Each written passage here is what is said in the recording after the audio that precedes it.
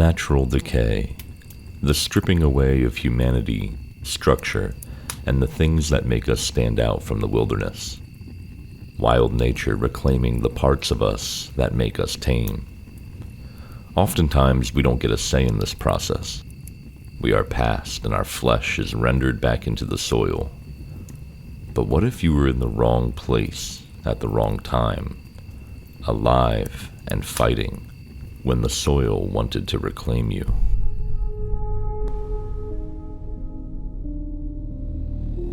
My name is John. This happened to me in the summer of 2003 when I was 24 years old. For more than 20 years, I've never told this story publicly. Part of that is because I know how insane it sounds.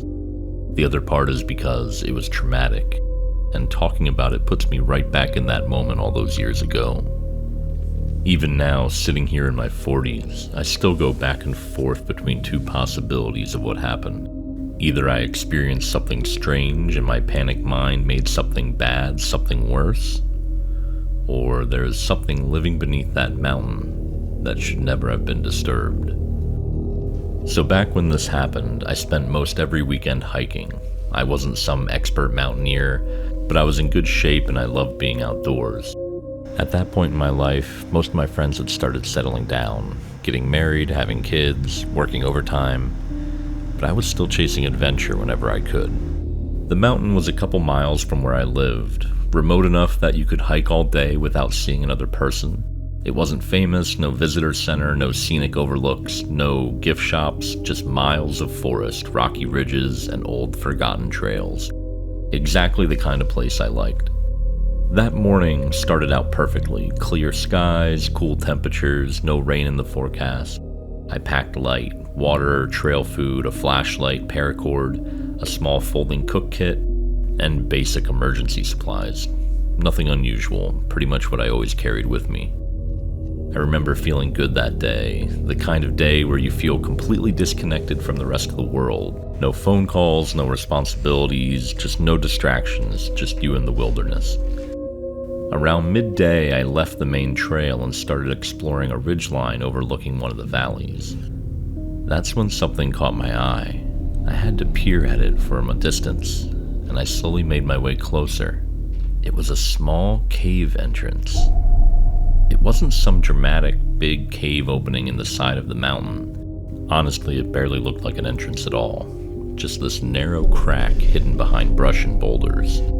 The opening couldn't have been more than 3 feet high. I remember standing there, staring at it.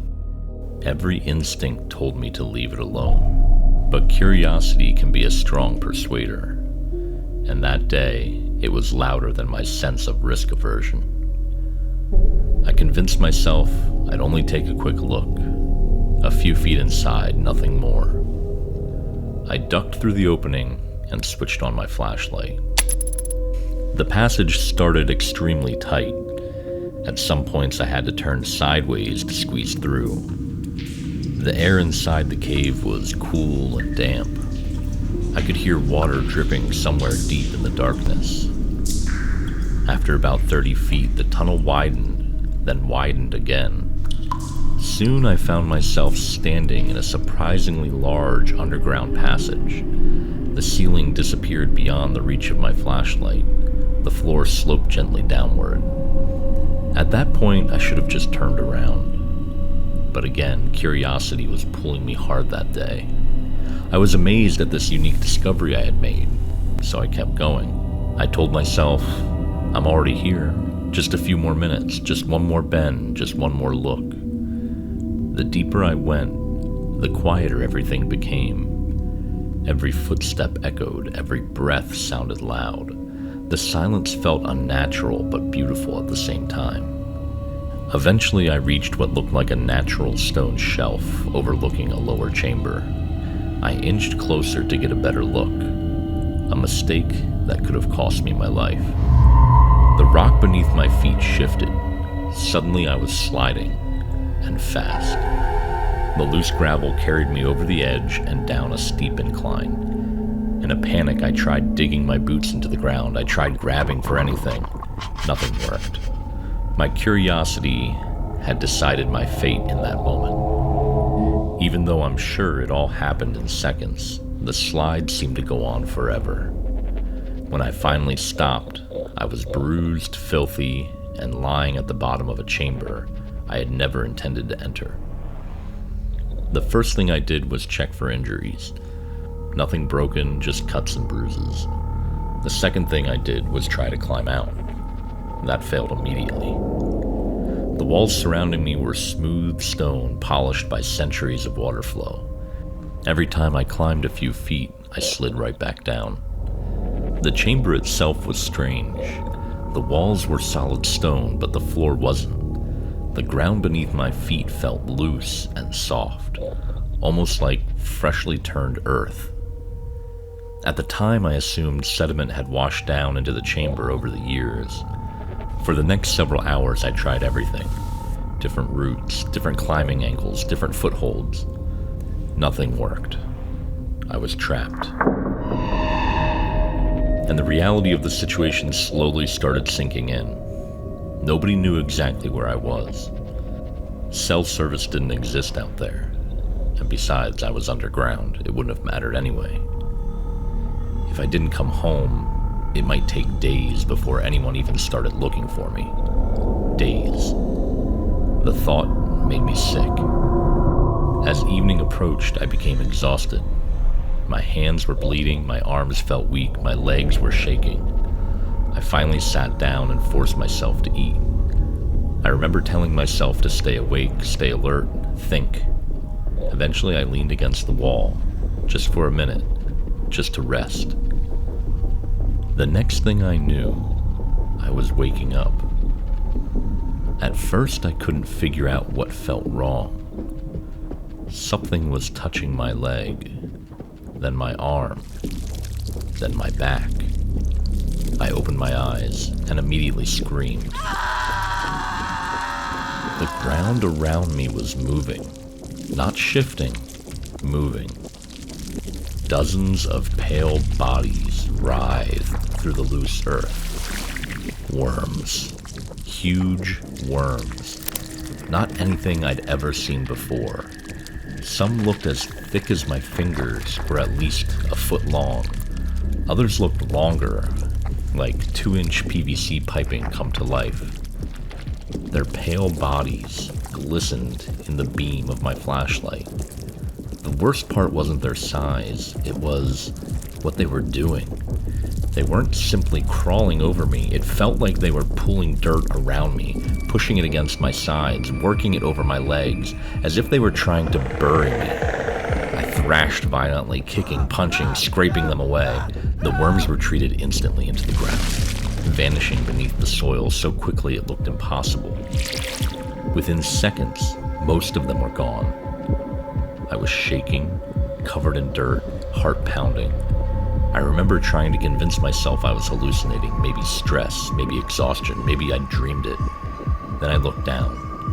One of the worms was still wrapped around my foot. It had to be at least 3 feet long. When I kicked it away, it disappeared beneath the soil almost immediately. That was when true panic set in. I wasn't waiting for rescue anymore. I didn't care if I broke both my legs climbing out. I was leaving, somehow, some way. I dumped my backpack on the ground and inventoried everything I had. The paracord caught my attention first, then my folding steel cooking pan. An idea started forming. Not a good idea, not a safe idea, but it was all I had. I bent the steel pan against a rock until it formed a crude hook. Then I tied the paracord through it to make a makeshift grappling hook. It took dozens of attempts. Most failed instantly. The hook slipped, the cord fell out of my hands. The pan bent further and further out of shape, but eventually I managed to snag something high above the slope. A crack, maybe a root, maybe a piece of stone, I still don't know. I pulled on it. It held, barely. The climb was one of the hardest things I've ever done. Every movement felt like it might be my last. Twice the hook slipped. Once I nearly fell all the way back down. About halfway up, I made the mistake of looking down. The worms weren't out anymore, at least not the way that they had been before. but I could make out the surface of the loose earth just barely shifting. Hundreds of tiny disturbances rippled through the soil below, like something beneath the ground was breathing, waiting for me to fail and drop back down. I remember hanging there on the paracord, trying to convince myself it was dirt settling from my movement. But deep down, I knew it wasn't. Whatever lived in that chamber knew I was escaping. I climbed faster after that. Eventually, I reached a ledge high enough to gain real footing. From there, I managed to scramble back into the tunnel network. I didn't stop moving. I didn't stop running. I barely even remember the route out. I just followed every passage that seemed to rise upwards. I eventually saw daylight. I've never been happier to see sunlight in my life. I stumbled out of the cave and collapsed on the mountainside. For several minutes, I just laid there breathing heavy. Then I noticed something attached to my sleeve. At first I thought it was the paracord. It wasn't. It was one of the worms. Smaller than the others, still alive, still moving. I threw it as far as I could. Then I got the hell off that mountain. For a long time, I convinced myself that was the end of it.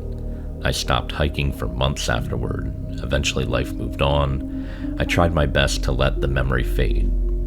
I was embarrassed for putting myself in such a dangerous situation. I just told people that I had fallen while hiking, and I was taking a break from being outdoors, and that's why I had all the scrapes and bruises on me. I remember I tried to explain the whole thing in detail to one of my friends about a week or two later, and they just looked at me like I was crazy. They said maybe I was tired, and in the dark my mind made it seem like things were worse than what they were, but called me an idiot for going into a cave alone. That part they were definitely right about. Then about a year later, I decided to start hiking again. I pulled my old backpack out of storage, the same backpack I had carried into that cave. As I emptied it out, I found something wedged deep inside one of the lower compartments. At first I thought it was an old rope or maybe a dried root, and then I picked it up. It crumbled. The thing was brittle and hollow, segmented like a shed skin, or a dried corpse. A worm. About 18 inches long. I stared at it for a very long time, and then I threw the backpack away, and I stayed home that weekend. I've stayed away from that mountain ever since. Maybe there's a species living underground that science hasn't documented yet. Maybe exhaustion and fear distorted what I saw. I'd love to believe that. But every now and then, when I wake up in the middle of the night, I remember the feeling of loose earth shifting around me. I remember those pale bodies emerging from the darkness beneath the soil. Waiting. Digging.